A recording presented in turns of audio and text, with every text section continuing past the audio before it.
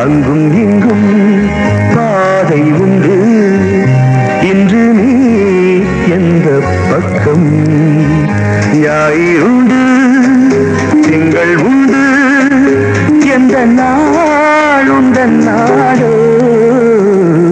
கண்ணா என்றால் முருகன் வந்தான் முருகா என்றால் கண்ணன் வந்தான்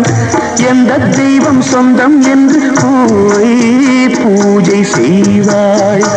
அவள் எழுதும் கவிதைகளை விதி புகுந்தே